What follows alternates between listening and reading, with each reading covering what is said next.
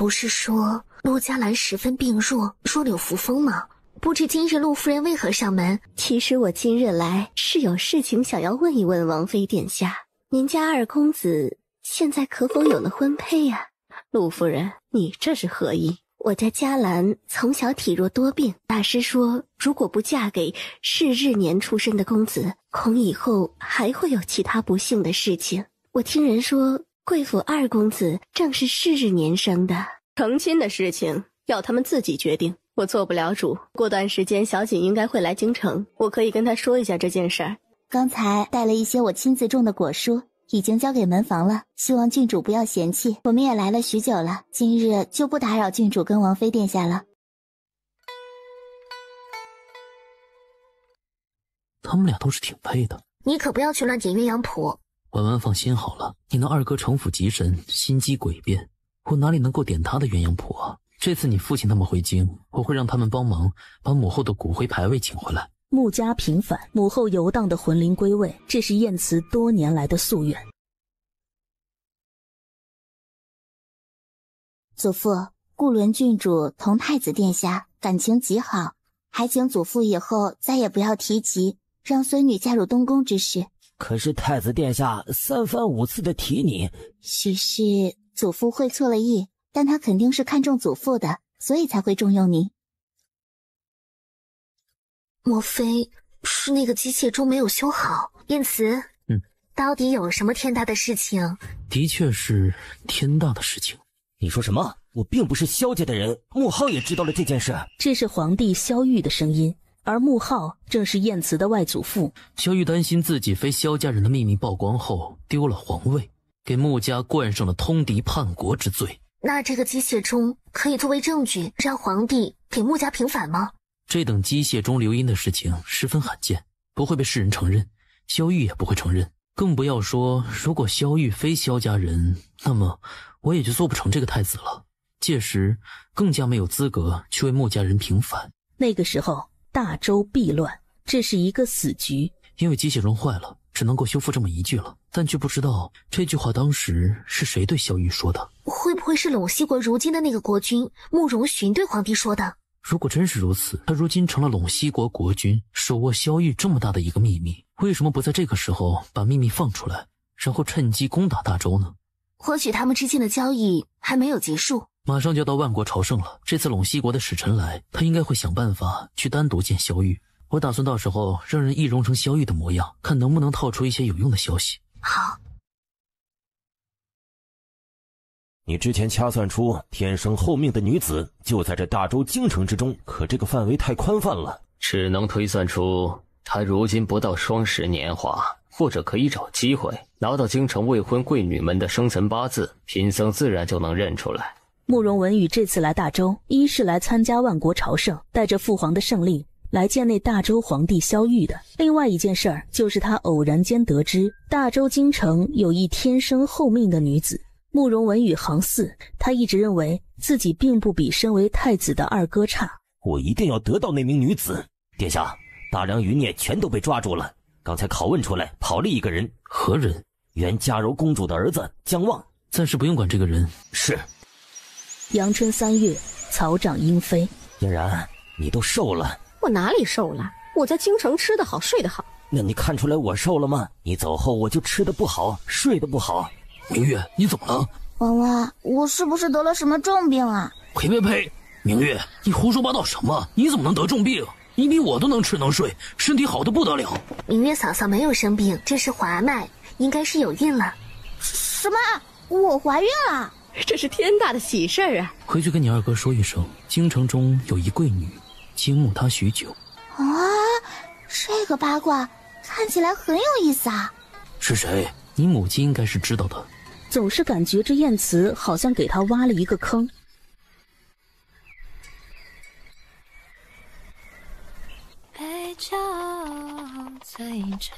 主子，就是他。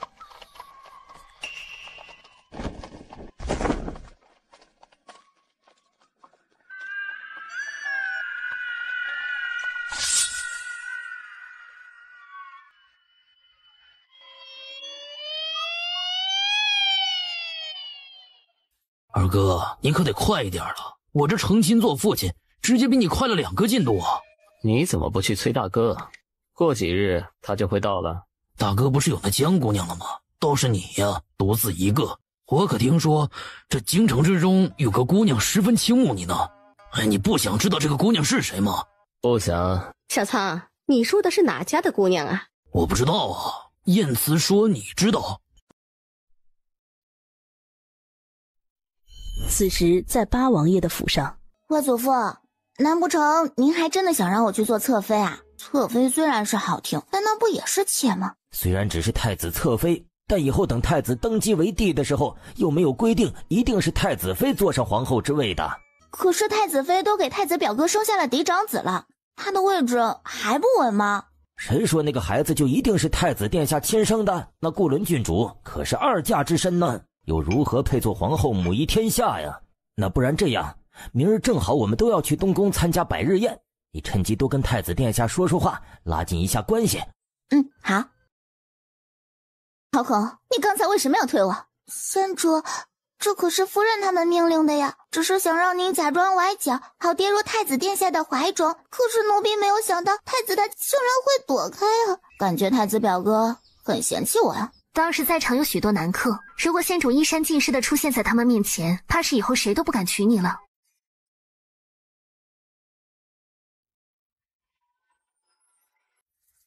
皇嫂啊，好久不见啦。东宫许久都没有这般热闹过了，如果再多几个孩子就更好了。说的有道理，太子殿下是该多一些孩子。说起来，我们都没有想到姑母您的孙女竟然会嫁给太子殿下。虽然弯弯从小没有在我们身边长大，没有好好的学规矩，但这丫头运气不错，竟然可以得到太子殿下的垂青。这孩子可真是乖巧可爱呀。哀家喜欢的不行啊。弯弯呐，如今你可是贵为太子妃，得为太子多纳一些世家贵族、聪慧温婉的女子进门。婆母，这等事情弯弯他们自有定夺。如今只有小恒，我跟太子殿下都是满意极了。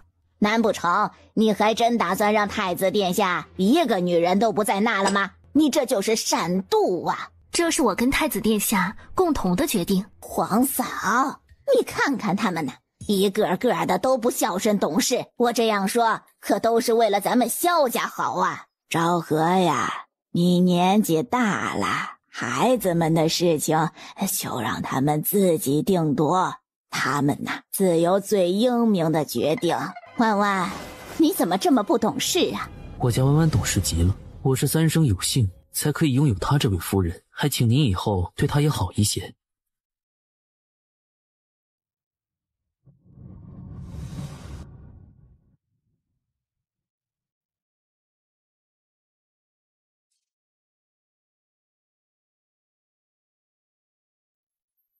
陆太傅，请问有什么事？也不怕世子见笑，就是我家嘉兰大师说她一定要嫁给12年出生的人才行。世子就是12年出生的人吧？正是。那世子如今还是童子之身吗？原来已经不是了。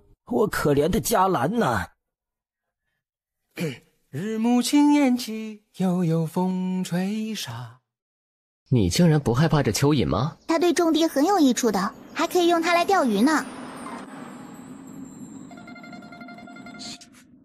你会种菜，还会钓鱼？是啊。不会种菜，但钓鱼钓虾是一把好手。看着发髻的模样，应该是还没出嫁，许是婚姻大事上也有许多身不由己吧。是二哥，你也在这里？那刚才有没有见到那个陆姑娘呢？刚才那个女子就是陆家的大小姐吗？感谢今日各位大人们来参加姑嫡长子的百日宴，希望各位大人以后把更多的精力都放在国事上，而不是姑的家事上。想必众位大臣都熟悉姑的脾气，万一谁触怒了姑，满门抄斩。小子说满门抄斩的时候，能不能不要看着我呀？你忘记我们俩都姓萧了吗？八叔公，你说姑说的对吗？对。黎家父子几人都对太子说的话十分满意。他们黎家传统是从不纳妾，但这位姑爷可是太子殿下，别说是要纳妾了，以后就是3宫6院他们都没有办法。好在如今太子殿下这样表明态度，同时也安了他们的心。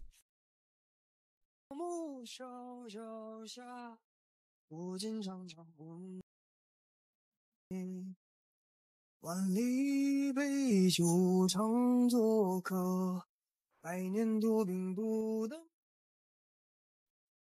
之前还以为那顾伦郡主肯定是坐不稳这个太子妃之位的，但谁能够想到对方不止坐得稳，甚至太子殿下还为了他不再纳娶任何女人。那小子即使做了太子，但性子还是原来的9000岁啊。如今太子夫妇俩感情正好，又刚生了孩子，暂时咱们先不要再提及此事了，等过个1年半载的左右幸好，新瑶年龄也不大。你们还打算让我嫁给太子表哥？人家只喜欢太子表嫂，我也好想嫁给一个满心满眼只有自己的夫君啊。混丫头真是天真了，太子以后可是要登基为帝的人，你见过哪个皇帝不是3宫6院呢？明日您收拾收拾，就搬去皇家寺庙吧。什么？李珏，我可是你的母亲。您是怎么做母亲的，怎么做祖母的呀？或许寺庙那安静之地可以让您彻底冷静冷静吧。如果父王生气，就托梦揍我吧。广宁公主要被送去和亲了。皇祖母，孙女不想去和亲，能不能您帮忙想想办法呀？哀家乏了。嫂嫂，我不想去和亲，这是朝堂上的事情。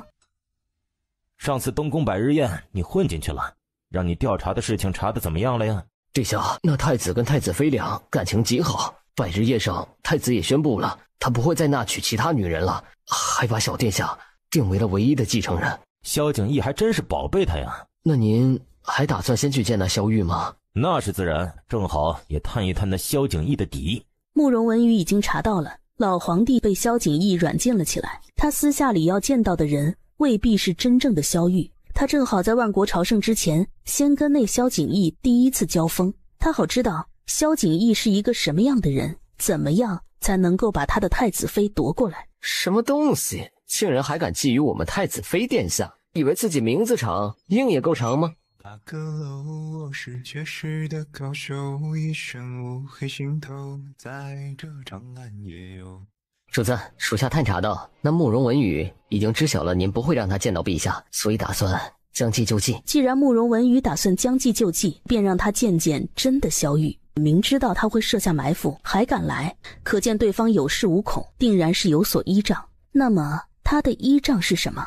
还有其他事情吗？还有，那慕容文宇好像是对太子妃殿下很有兴趣。文文不应该同那慕容文宇有什么交集，肯定还有其他隐情。去继续盯着那慕容文宇。是。这药是谁煎的？这是玉衡大人亲自给殿下熬的汤药，每隔3日都会送来一副。他感觉这药的味道跟当初他给沈玉白下的药如出一辙。燕慈知不知道这药有让男人断子绝孙的功效呢？主子，会不会有诈？不是，他也不敢撕破脸皮对我动手，除非他想要跟陇西国打仗。你们是何人？在下陇西国四皇子慕容文宇，见过萧叔叔。慕容寻的儿子？正是。萧叔叔可还记得跟我父皇的约定？您如果不想让那个秘密被大周人知道的话，就将北境那边的3个城池给我们陇西国。你们得寸进尺，之前不是已经送了你们6座城，还有2个金矿了？如果你并不是萧家人的血脉，公布于世，不止你要从龙椅上滚下来了，想必你的那个儿子也做不成皇太子了吧？这是你父皇的意思？那是自然。慕容寻果然是一个言而无信的奸佞小人，还装，演得还怪像的。竟然敢假冒陇西国4皇子，立刻将这3个贼人拿下。你可是比你父皇差了太多。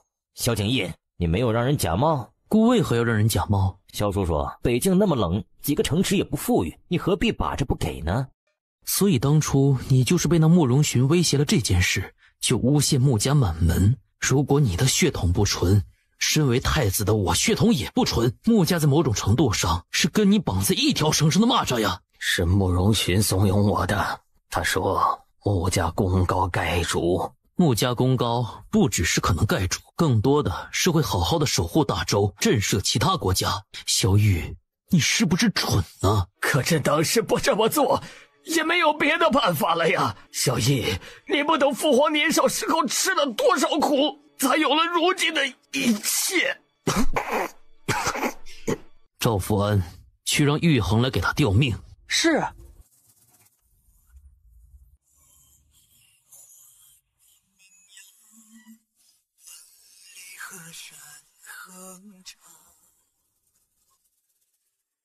主子，那2个人，一个人是贴身侍卫，叫陈拓，另一个是出家人，法号望言。望言，把他放了，告诉他慕容文宇暂时在宫中做客，等他离开后跟上他，去查一下他跟忘忧大师是什么关系。是。那慕容家的人盯上了北境，肯定有什么重要的原因。轮到你了，慕容文宇。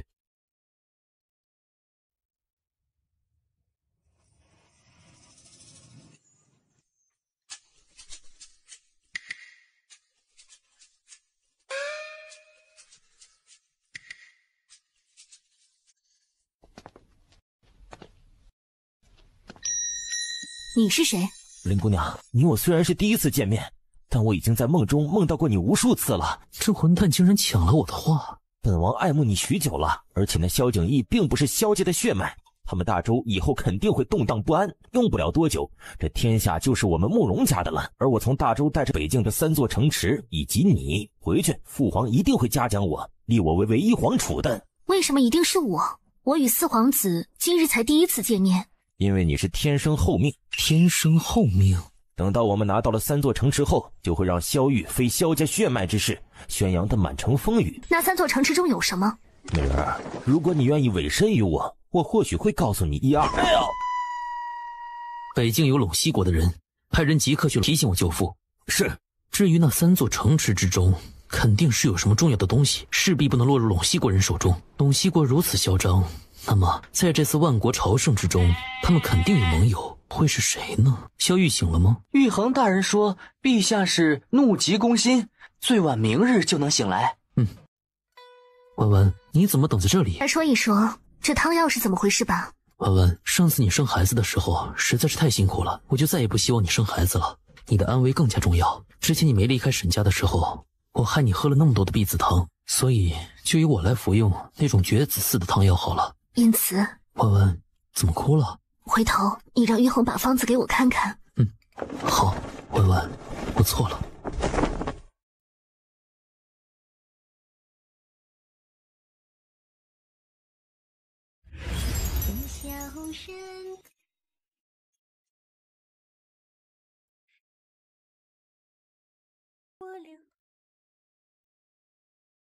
主子，他们的窝点是一家点心铺子，就在木婉堂所在的那条街上。居然这么早就开始布局了呀！去把那里的人都抓住，不要闹出太大的动静。是。北境的太守被陇西国给策反了，之前穆广宇一直没有把消息传回来，也是被太守给牵绊住了。幸而穆广宇跟燕慈派在北境的暗部力量，还有穆家军的余部发挥了作用。如今北境主城已经在穆广宇的手中了。至于那3座城，其实有2座城都是为了打掩护。陇西国的目标是其中那座叫乌托城的地方，因为那里发现了火油。陇西国如此野心勃勃，他们怕是不会只来威胁萧玉，要拿到那火油，肯定还有后手。慕容文宇这个傻子，恐怕被他父皇做了弃子了。怕是在慕容文宇离开陇西的时候，他们大部队已经挥军北上了。慕容寻应该早就知道，如今大周朝堂是孤把持了，他还要让你来威胁萧玉，要拿到那乌托城，实际上就是利用你来转移视线，争取时间。他们现在已经开始举兵去北境了。不可能，萧景逸，你休要挑拨我们。挑拨？慕容文宇，你明明比你二哥优秀，那为什么最后慕容寻立了他做太子？我二哥是嫡出，父皇是没有办法才暂时立他做太子的。慕容寻当初就是吃了不是嫡出的亏，最后用尽手段，找了许多帮手，才将自己的嫡出弟弟给从龙椅上赶下来的。怎么到了你们这一代，他就开始在意嫡庶了？你醒醒吧，你父皇就是让你来做炮灰，给你二哥铺路而已。他最宠信的人必然是你二哥。这次陇西国去北境，应该就是你二哥带兵去的。只要这次你二哥成功的拿到了乌托城的火油，大功一件，而你可能已经死在了大周了。竟然是火油吗？可他们告诉我是金矿啊！可以调派荣城的兵。你打算怎么做呀？如果陇西国要吞灭我大周，那大周自然是要彻底打败了陇西国。不可！野心勃勃的是我父皇，是我二哥他们。这么多年来，让陇西继续做大周的附属国，不是很好吗？很显然，慕容文宇在国中还有留恋眷恋的人。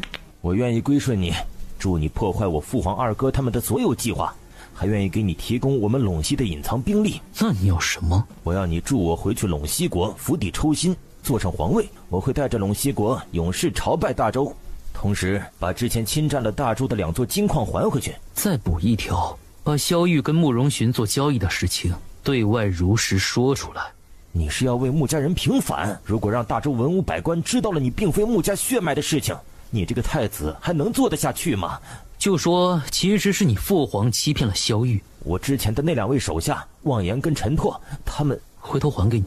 臣慕容文宇愿意永远归顺您。乌托城竟然有火油？是，已经被我舅父证实过了，也只有火油才会让陇西国这样铤而走险。那小叶，你是如何打算的？双管齐下，我已经让手下去探查陇西国的情况。如果他们大军真的出发去北境了，就可以声东击西，在他们的都城做点什么事。我还打算派一股强大的兵力，即刻去支援北境。岳父大人。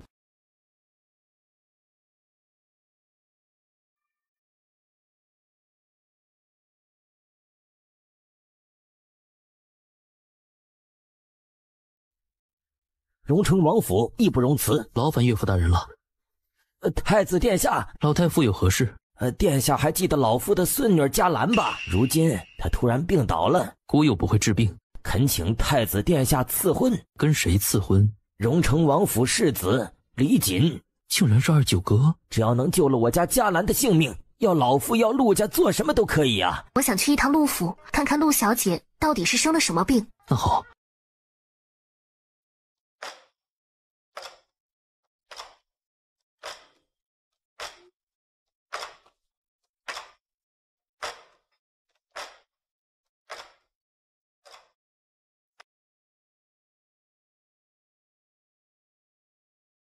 风急天高万条哀，浮云沙白鸟落幕萧萧下，不尽长江。惊动太子妃殿下，实属不应该。上次见他面颊红润，不像是短寿之人。到底陆小姐是怎么变成这般的？14年前，京中出了大事，全城戒严。可谁想到，因为我的疏忽，这丫头竟然跑出府玩，还看到了当街杀人，当夜就发起了高热，后来身体就一直不好了，不得已才将她送到了寺庙之中。14年前的事情，莫非就是他小时候丢了那一年？难道我这个模样是被人下了毒吗？不是被下毒了，而是被下蛊了。对你下蛊的人极有可能就是陆家人。到底是陆家内宅自己的争斗，还是背后藏着更多的阴谋？辛苦婉婉了，接下来就交给我，你不用多担心了。小福林啊，我昨晚捉到了一只虫子。哎，你是不是闲得慌？我没有偷懒啊，就是昨天晚上主子派我去陆府盯梢的时候，偶然间捉到的小虫子。哎，我操，福林，你干嘛抢我虫？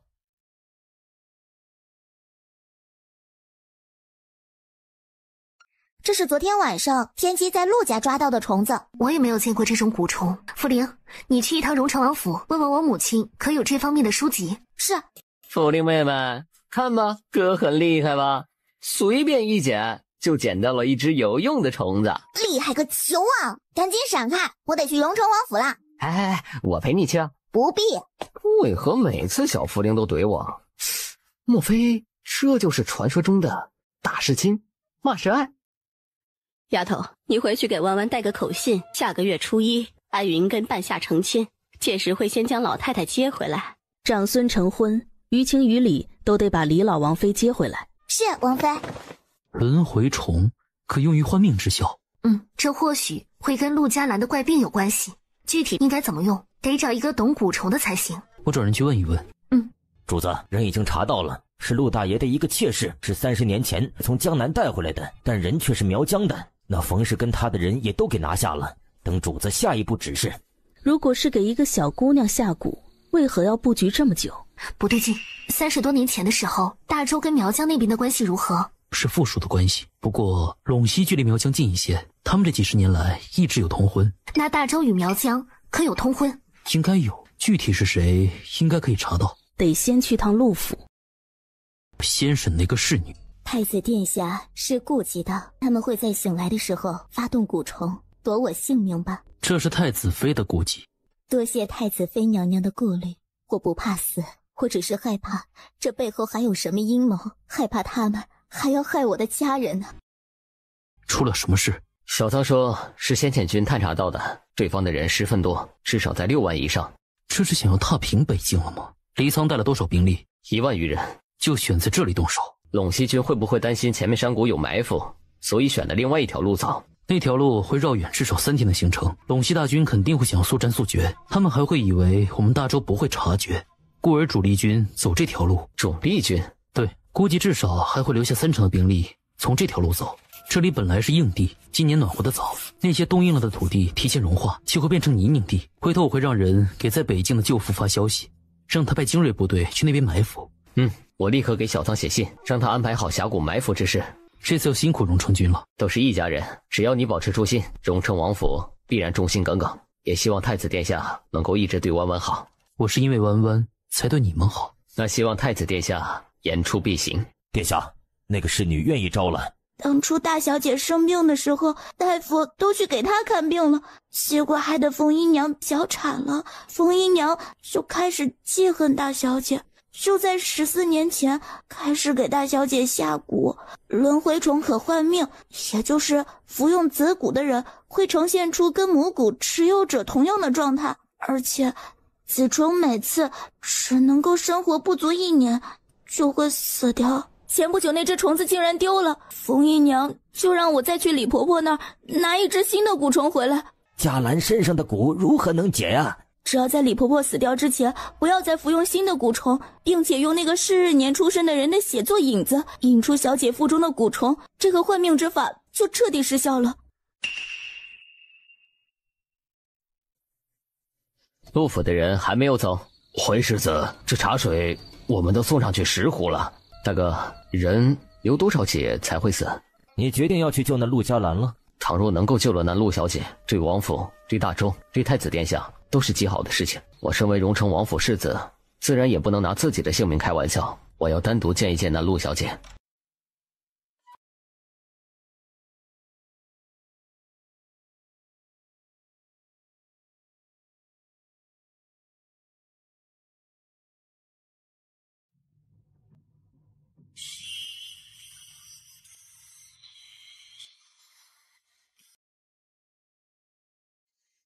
只要是10日年出生的未成婚的男子的血就可以吗？得是童子血。继续给我放血吧。小姐，倘若你已经不是，我还是，赶紧放血吧，赶紧的。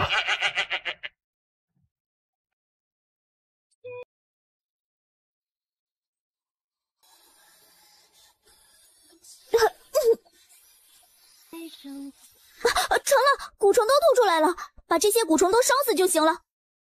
小锦，你之前进了那陆姑娘的闺房，同她到底说了什么？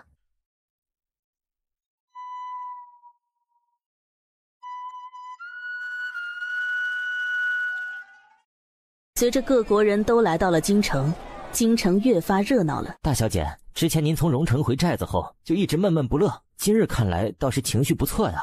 因为我一直思念着的那个人就在这京城之中。这都过去多久了？万一那位小公子已经成亲了呢？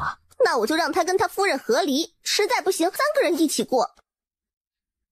明月嫂嫂，是身体不适吗？我这些日子太担心黎仓了，不过又不能跟母亲他们说，也担心他们担心我。可是我这晚上就是睡不着啊，后来好不容易睡着了，结果还做了噩梦。做了什么噩梦？我梦到黎仓失忆了，他回来王府的时候还带了一名女子，他对我说要跟我和离，要娶那个女子为妻。画本看多了。明月嫂嫂，你最近是不是看了什么画本？自然是看了一些的，就看了几十本吧。你且放心吧，3哥不是那样的人。可万一他受了伤，失去了记忆怎么办呢？我们家中多少大夫呢？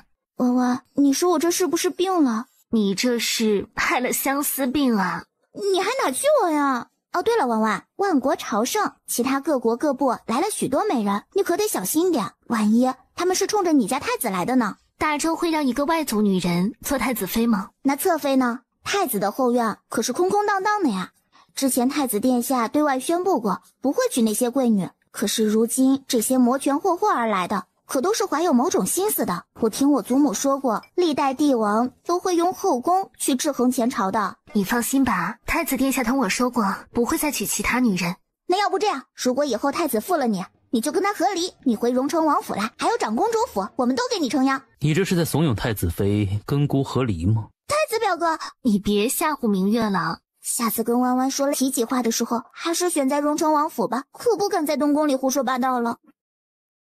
今日你怎么回来的这样早？再晚点回来，媳妇儿就要被人给哄走，跟我和离了。他们这次来是存了想要跟大周联姻的心思吧？吃醋了？我与太子殿下间谍情深，要不我给你生个女儿吧？怎么了？傻了？就今日生。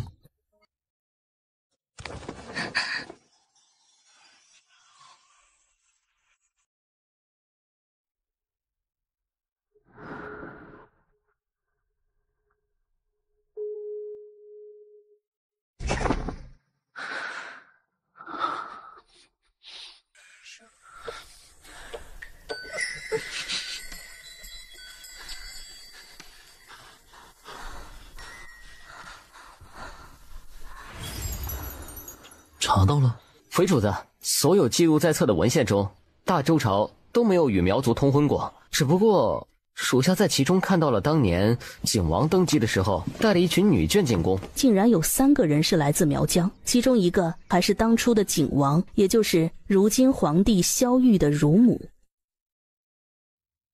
那小子竟然同意朕去参加万国朝圣，您可是陛下呀，自然要参加的。那个小子是一个聪明人，又是有天赋有野心的人，想必就会理解朕当初的选择了吧。如今朕也没有其他儿子可选了，最后这天下不还是得传给他萧景义，还不是最后跟朕一样的选择？臭小子，何苦折腾这一遭？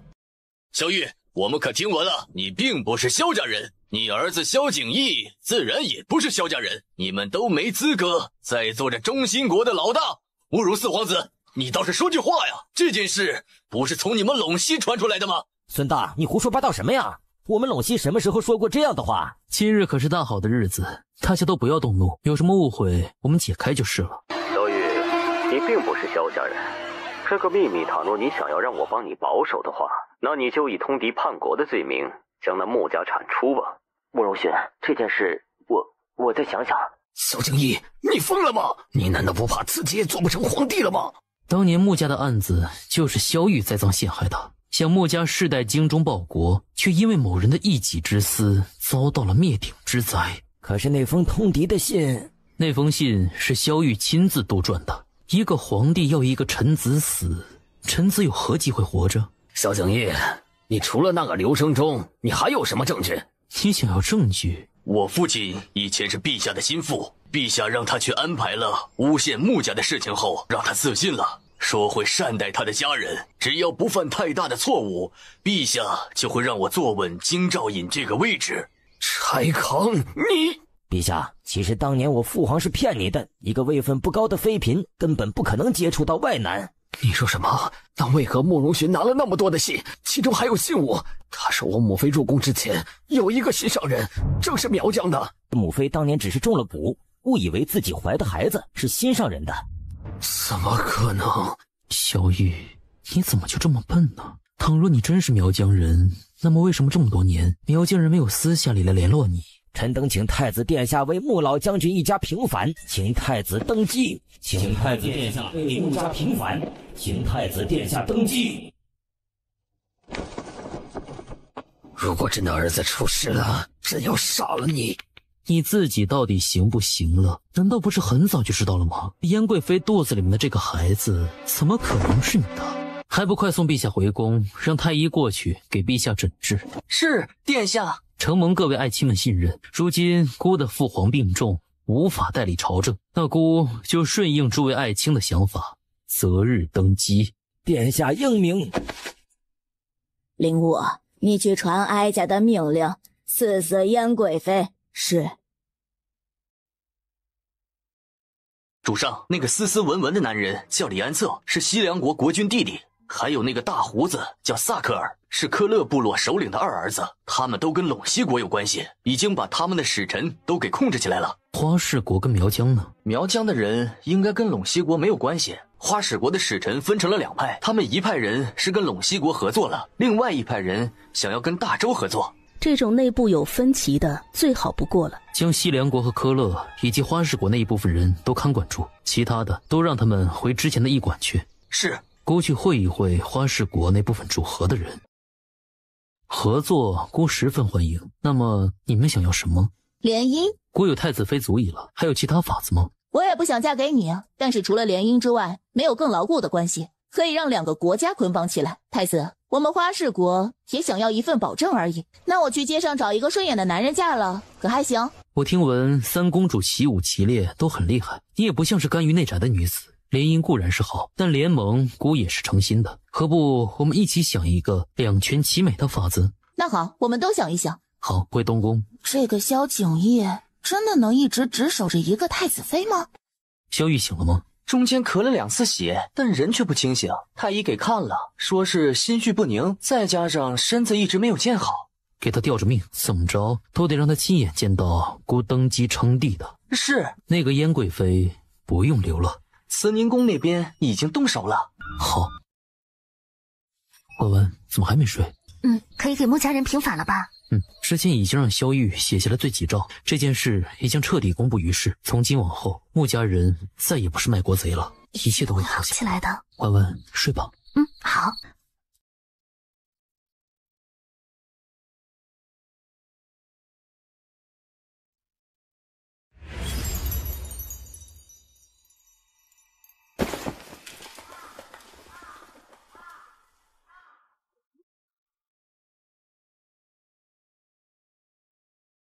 侯府沈家。弯弯，你怎么在这里啊？晚膳要开始了，祖母他们都在等着我们呢。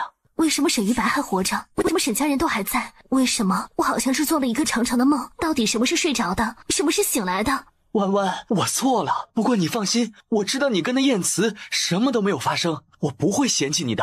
我们重新开始，好不好？我是爱你的。不。弯弯，你不能离开我！生是我沈家的人，死也要是我沈家的鬼呀！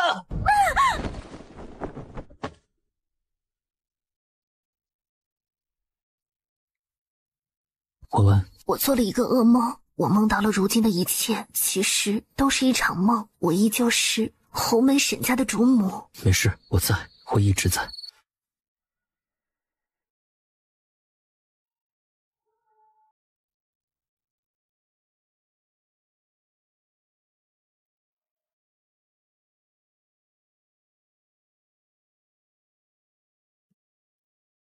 娘娘，你手腕上的这个镯子怎么裂了呀？莫非跟昨晚做的梦有关系？娘娘，太子殿下让奴才送这位大师来见您。太子殿下说这位大师会解梦。妄言大师。太子妃娘娘，依你看，本宫的这个梦会预示着什么？或许马上会出现跟沈世子一样的人。古往今来，借尸还魂的不在少数。借尸还魂肯定是要有一些缘由的吧，总不会无缘无故在任何人身上还魂。生辰八字一样。生辰八字一样，那就先把跟沈玉白同样生辰八字的人给找出来吧。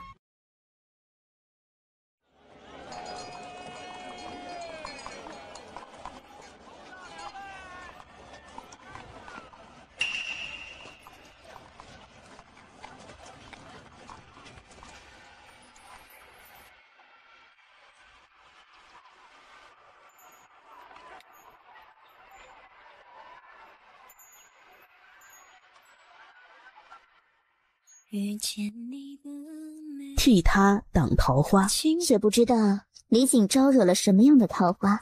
陛下，如果不把3公主的夫君人选定下来，那花氏国未必会跟咱们大周联盟啊。你娶臣早就娶妻了，就算是没有娶，恐怕人家三公主也看不上臣呐。姬昌辉，登基大典跟登后大典准备的如何了？回殿下，新田间已经选好的日子，最近的日子是下个月28，除掉尽快赶制礼服外，其他的都没有问题。皇后的礼服不得马虎。是。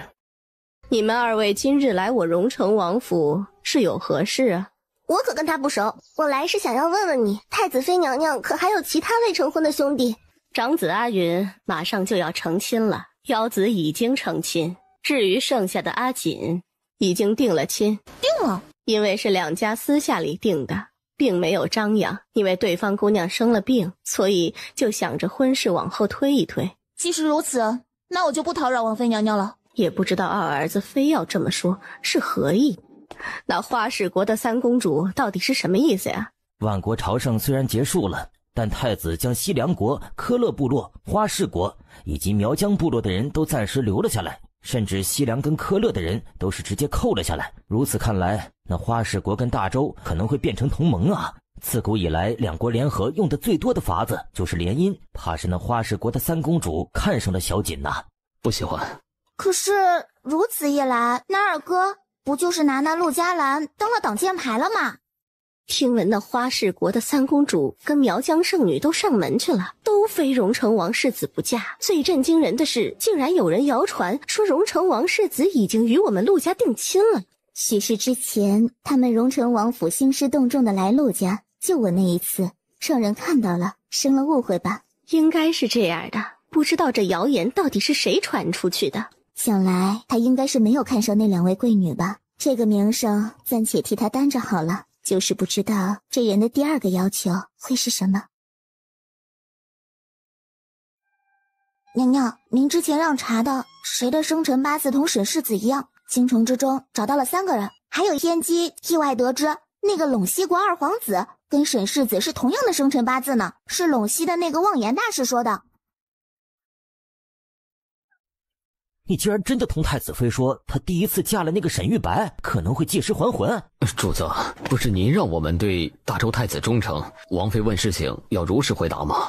和尚啊，你糊涂啊！他还不还魂也跟咱们没关啊！不，主子，应该跟咱们有极大的关系，因为二殿下的生辰八字与那沈玉白一样，而且二殿下带兵为了火油攻打北境，但大周太子肯定已经有所应对。也就是说，可能您真正的二皇兄已经没了。文文，这是……我那天的梦境已让望言大师过来帮我解惑，他的意思是沈玉白极有可能借尸还魂了。为夫能帮你做什么？让人盯着那个慕容文铎。好。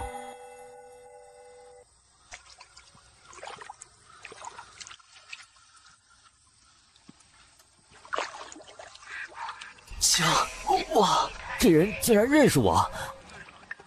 北境大捷，陇西国的兵力被全部消灭，领兵的二皇子慕容文铎身受重伤，下落不明。大家不知道是先震惊他们大周竟然有了火油，还是震惊那可恶的陇西国竟然派兵要抢夺他们的火油，更是震惊于太子殿下竟然不动声色地将敌人给消灭了。要说之前群臣对昔日的9000岁摇身一变成了太子，而且马上还要登基了，有一定的威词。那么如今他们是一点意见都没有了，高呼万岁，甚至有点迫不及待，希望太子殿下早日登基，早日将他们大周变得更加富强了。这次能够成功阻击陇西国，黎将军黎苍跟穆将军穆广宇功不可没。殿下，穆家已经被平反，这次穆将军有立功，应该恢复他们穆家镇国公之位了。准奏。等穆将军跟黎将军班师回朝后，他们俩一起封赏。主上，陛下要不行了。这老家伙这个关头死了，岂不是要国丧？登基等事就得退后。小姨，你的确青出于蓝而胜于蓝，比朕优秀。朕相信，在你的执掌下，大周以后会越来越好。我活不了多久了，等我驾崩后，我会去地下向你母后请罪，到时候你将我们葬在一起。做梦！你不懂，我与你母后少年抚琴，我们是有情谊在的。小玉，你真以为那慕容寻是骗你的吗？当年你的王府之中的确有好几个苗疆人，你就没有想过是为什么吗？原来还有这样容易的办法，不用杀了我的宁烟啊！我怎么就没想到呢？萧玉或许本来并不想杀了他的母后，就没有别的办法让他活到下个月我登基吗？或许药老有法子。等明日我去见我母亲，看看她跟我大哥能否有什么办法去吊命。好，辛苦我家弯弯了，一定是我上一世做了什么天大的好事，才能够娶了弯弯做妻。因为你值得。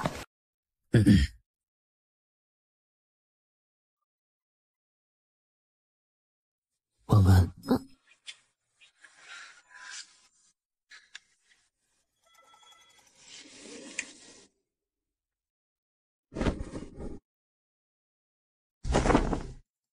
万种风情的一片，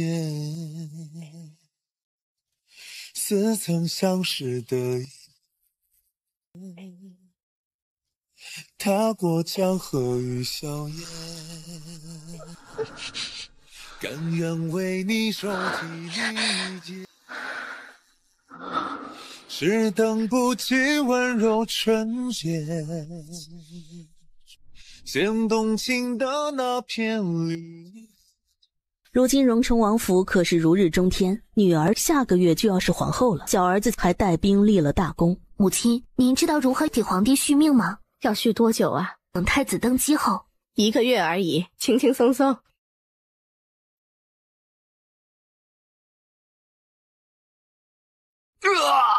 萧景逸，你还不如直接杀了我吧！我母亲的医术很不错吧？陛下都比之前有活力了呢。真是太有活力了，都开始骂我祖宗18代了。你是在为李珏报仇？不然呢？当初朕只是废了他的腿，不还留了你们荣成王府的荣华富贵？以后李珏的身份更是国丈，你们荣成王府小心功高盖主，最后不得善终。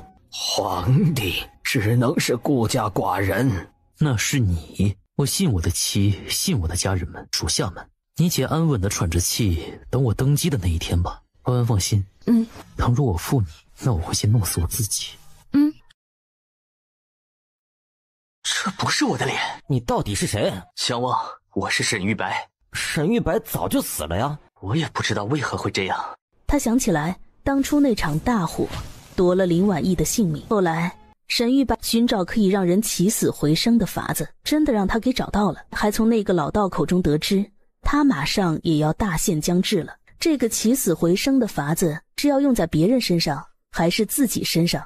沈玉白没有犹豫，用在了自己身上。他还告诉自己，只要自己可以重新复活，那么也就有机会去救林婉意了。只是那个老道的法子并不是正统的。你可还记得，你没成亲前我带你去过如意楼？我记得，我能够认识诗情，还是你给引荐的。那你还记得那年去西郊围猎，其实那只狼是我射中的，你在旁边看到了，但是你我很有默契，都异口同声说那是七皇子射中的。原来真是你啊！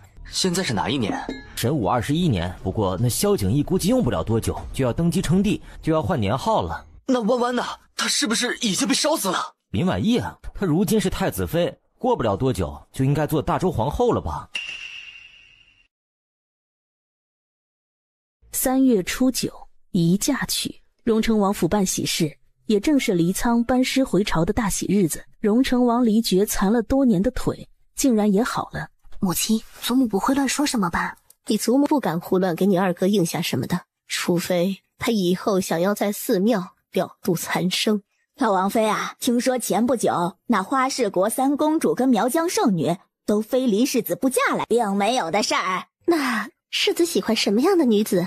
这喜欢什么样的，自然是小景那孩子自己知道。马上太子就要登基了，据说封后大典一起举办，就是不知道到时候会不会一起册封其他的妃嫔了。钟永伯夫人，难道你家中有姑娘等着做太子殿下的妃嫔不成？老王妃，您评评理，我们是不是都是为了太子妃娘娘好啊？对了，陆大夫人啊，之前听闻世子同你们府上的某个姑娘走得十分近的事情，是真的吗？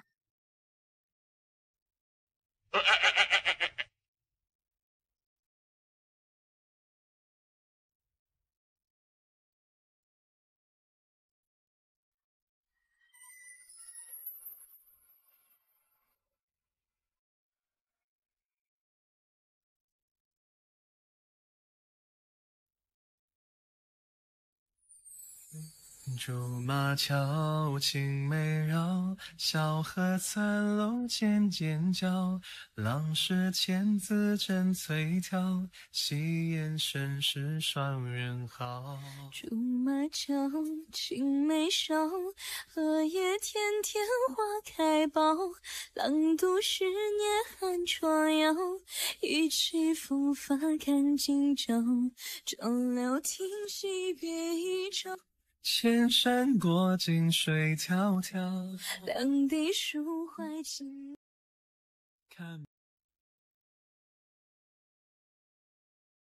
文文，我的人查到了那慕容文铎的下落，对方很狡猾，而且还有其他人帮助。不过我的人跟了上去。如今陇西跟大周可是势同水火了。如果这个关头沈玉白变成了那陇西二皇子，他之前可是帮着七皇子夺嫡，对大周的许多事情十分熟知。放心，之前沈玉白熟知的事情我都进行了调动。那慕容文铎竟然好像是一条鱼一样，已经回了陇西。西凉国跟科勒都开始观望了起来。花氏国国主写了信函过来，声明如果妹妹没有在大周找到心仪的郎君，花氏国也不会参与陇西跟大周的事情。苗疆一直态度不明，他们都在观望，看到底是大周的胜算大一些，还是陇西的胜算大一些。荣成王大公子的婚事过后，夫妇俩就一起离开了京城，动身回了药谷。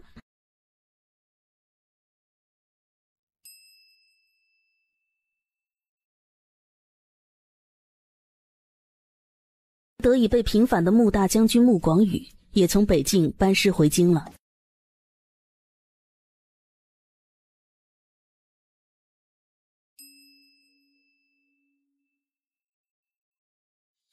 舅父，慕容文铎跑回陇西了，不过现在陇西应该正乱着。慕容文宇回去已经策反了一部分势力，我该把那个慕容文铎留下来的。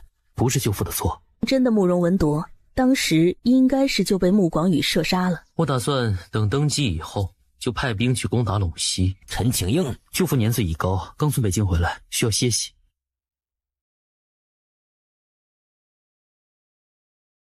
小叶，这些年来荣成王真的帮了我们太多的忙，还是不要给他们太多的荣耀。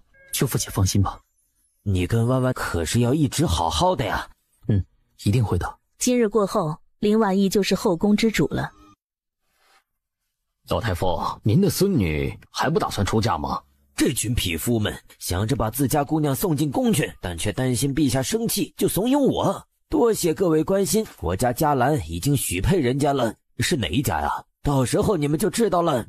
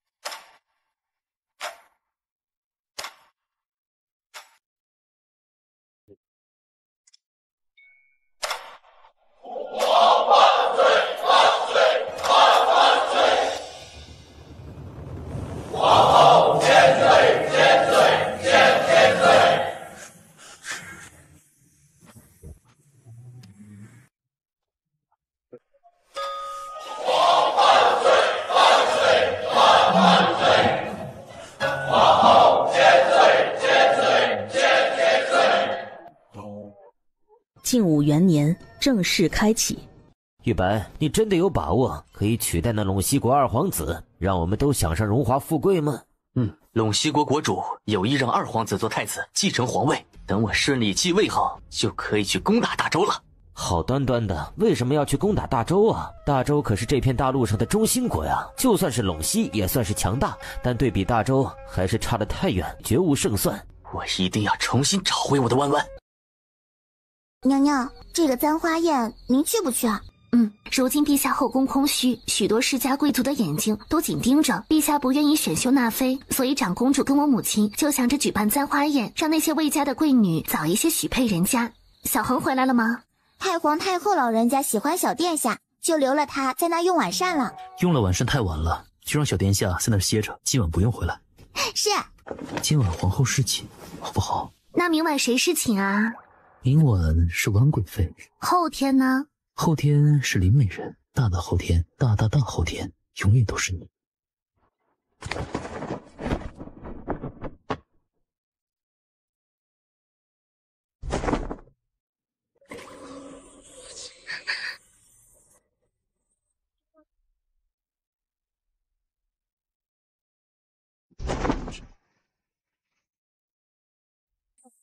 是。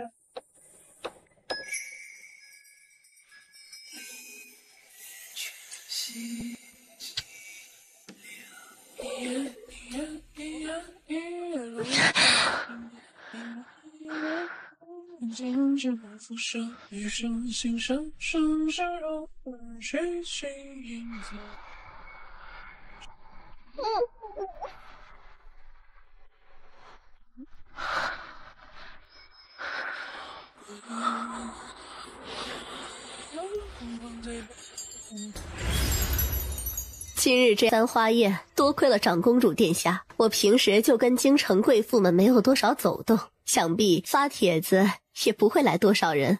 自古以来，鲜少见到君王会弱水三千，只取一瓢饮。本宫这把老骨头也是闲得太久，想要为孩子们做点什么啦。你家后院祥和，这是天大的好事儿啊！长公主放心，我那腰子肯定会好好对明月的。祖母、婆母，你们聊什么呢？在聊你，月份都大了，也一点不端庄。弯弯说了，有孕后四处走走挺好的，但也不能走得太频繁了，怀个孩子太麻烦了。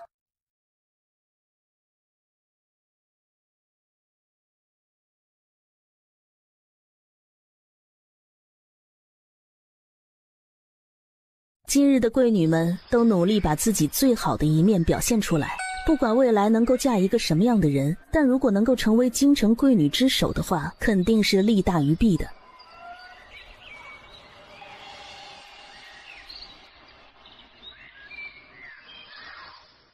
广宁公主和亲了。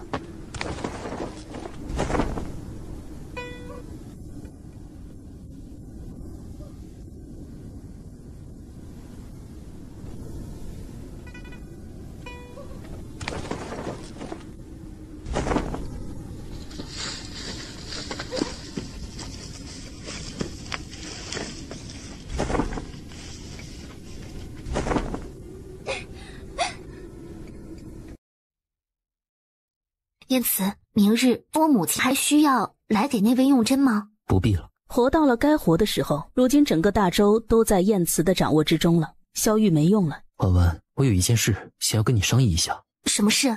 陇西国因为谋取火油事情失败，又把头给缩了回去。我本打算让慕容文宇回去取代他父亲继位，但实际上陇西还存在一部分人想要攻打大周，所以我打算让沈玉白活着，他回到陇西后肯定会拱火，让陇西国国军继续攻打大周，到时候正好让慕容文宇彻底清理陇西国剩下的那些主战派跟主和派。如果可以，能不打仗就不要打仗了吧，每次战事起，最后遭殃的都是黎民百姓。那是自然，在他们刚起事的时候就把他们都给拍灭。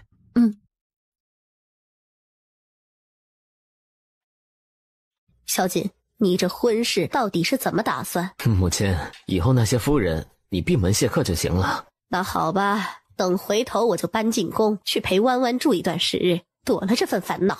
嫣然，我的腿好像又疼了，我的腿不能离开你啊。那我带着你的腿。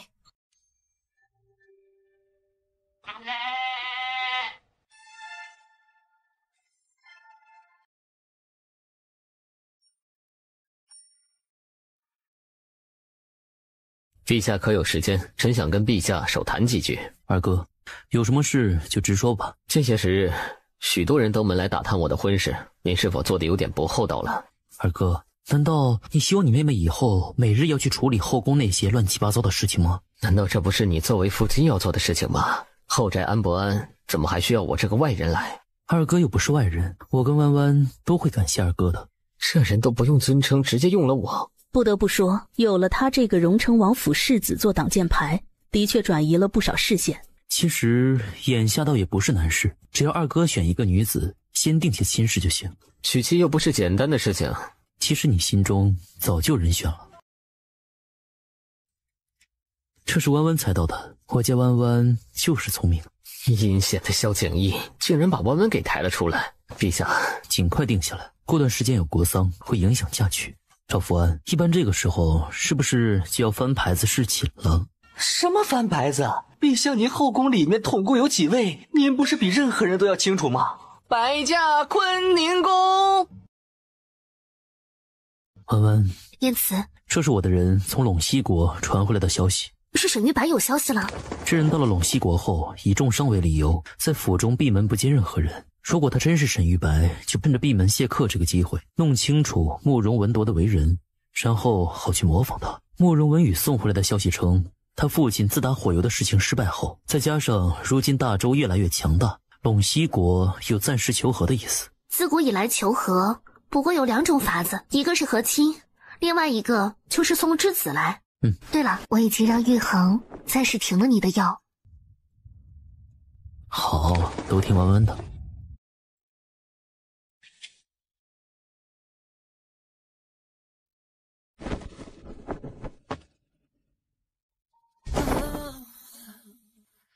月光不解风情，心愿不做冷静，夜色点燃分明，一丝一口朦胧了倒影。弯弯，你肯定是被迫的吧？毕竟那萧景逸想要制约荣成王府，最简单的法子就是许你为妻。你且等等我，等我成了陇西国的王，我一定会将你从那萧景逸的手中救出来。我已经同姜望打听过了，记忆中我做的那些过分的事情并没有发生，一切都还来得及。姜望同我还说过，你当时嫁给还是9000岁的燕慈，没多久就生下了一个儿子，那个儿子肯定就是我的。玉白，陇西王派身边太监过来传话，让你今日一定要进宫了。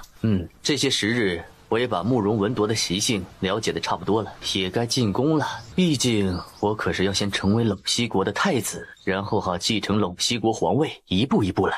希望这次不要那样倒霉，又遇上了一个没有成事的人吧。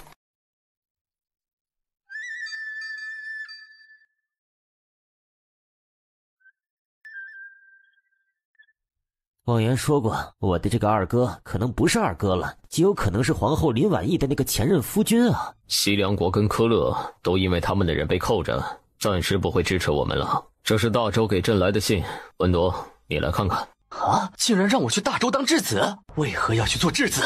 为何偏偏是我？其实那萧景逸记恨朕，他毕竟很在乎穆家人。父皇，儿臣万万不能去大周啊！做质子都是要年纪小的，要不从那些弟弟中选一个送过去。回头一定要告诉那些兄弟们，但凡有其他法子，父皇都不会让你去。可那大周皇帝点明了要送你过去。不过文铎你放心，最多3年。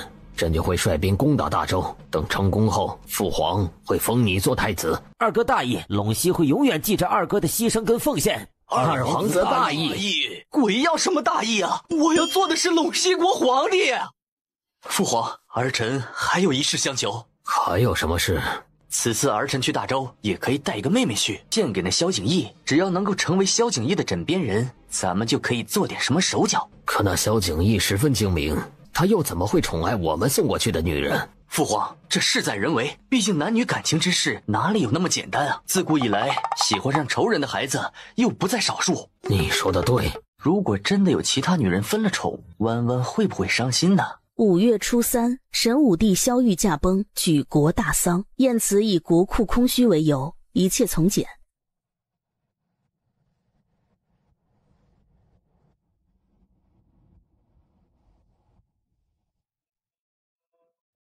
他母后穆宁烟的墓碑被葬在了穆家陵墓之中。倘若有来世，他希望母后可以遇到一个良人，幸福一生。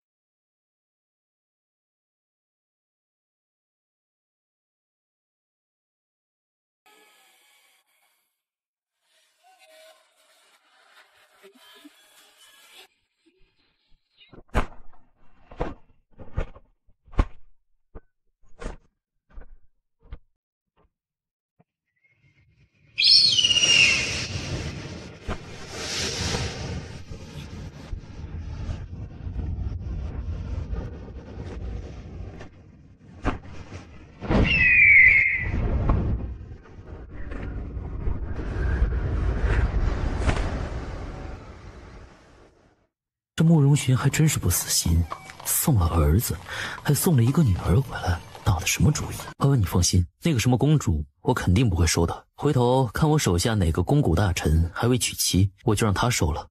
燕慈到时候不会把那个什么公主塞给二哥吧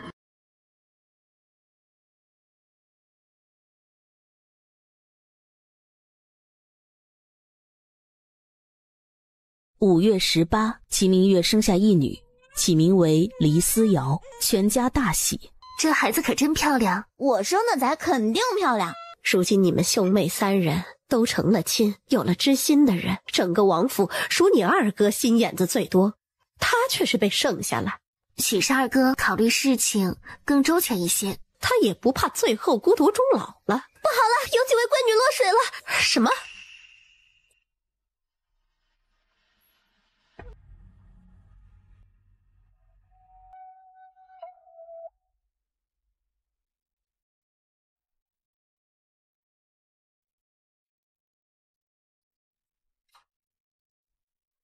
他怎么样？没有心理大碍，只不过身子骨弱，肯定是要大病一场了。怪我？怪你？陈姑娘跟李姑娘是自己故意落水的，陆嘉兰是替我跳进去救人的。二哥，你该不是携恩图报了吧？欢欢，你不懂。欢欢不用太担心。母亲，我的傻姑娘啊，你的身子还没好彻底，怎么就跳下去救人呢？因为他们是在给黎世子做局。黎世子不救人，就会让他跟荣成王府受人诟病；但倘若救了人，他就得娶了那2个姑娘。那这件事情你是如何想的？母亲，那可是救命之恩呐！我今日举动都是为了报恩，归玉清吧，早就不在意了。那好，母亲带你回家。母亲，您认为陆姑娘怎么样？你自己来决定。是，二哥。每次他这个皇帝妹夫喊他二哥，就准没好事儿。有什么事就直说吧。王爷，老夫就不叨扰了。孙女嘉兰身子不适，我们先带她回府了。至于今日之事，你们也不要放在心上。毕竟当初黎世子舍血救了嘉兰。听闻他最喜欢这个二儿子慕容文铎，没想到陇西王真舍得把陇西太子都给送来了。我们要用慕容文铎做人质，慕容寻何尝不是利用亲儿子让我们安心？他以后还是要攻打大周的。我们在休养生息，他也在养精蓄锐。也就是说，接下来的几年后，势必会有一场仗要打。当初灭了穆家的事情，就是那慕容寻从中作梗，我不会放过他。陛下需要我做什么？现在全京城的人都在关注你的婚事，想要知道你是否有了心仪之人。倘若没有，你就负责收了那个安然公主吧。收公主的事情，你让其他人去做，我已经有意中人了，很快就会成亲。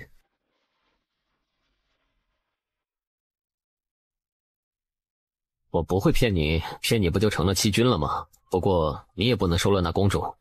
想必荣成王府马上又要办喜事了。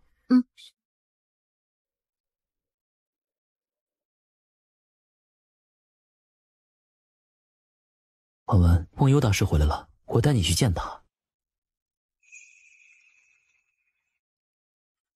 通过是娘娘阐述的梦境情形，再结合我师父的手札，那极有可能是一场道法布施。是何种道法？涅槃重生，逆天改命。涅槃重生咒其实分2种，一种是为己求，另外一种是为其他人求。为己求者可以指定消耗一个人的寿数，而倘若是为他人求，那么消耗的是自己的寿数。消耗多少寿数，会不会对涅槃者有什么影响？会对所求者影响多少寿元？这种逆天改命之法反噬极大，而且不只是折损当年的寿数，而是3世。3世有破解之法吗？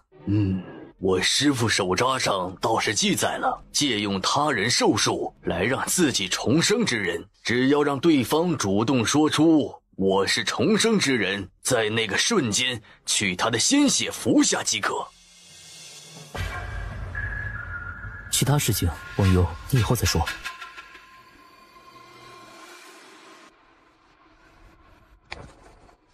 燕子，婉婉，别说了。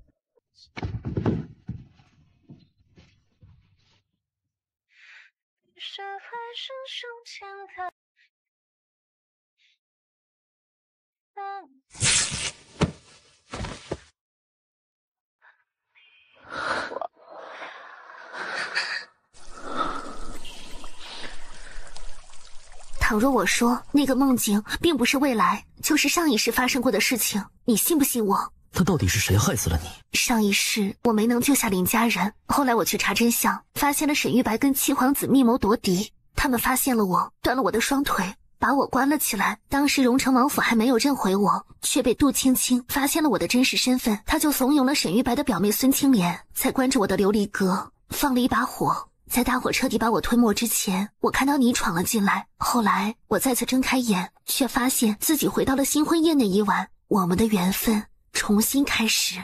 怪不得那天晚上你对我……我那个时候其实以为是回光返照，如今看来当初的选择是不后悔的，只是我担心如何破解你身上的3世损耗寿命之法。慕容文铎，如果他真的是沈玉白的话，如果真的是沈玉白复活了，他的自私自利的性格必然不会为其他人牺牲，肯定是借了其他人的寿数。如果他不是重生者，那我能够活多久就陪你多久。倘若他是，我们本来也不会放过他，虽然有难度，但也不是没有法子。婉婉，你且不用担心。可是婉婉，我十分感谢上苍将你这样好的礼物送给了我。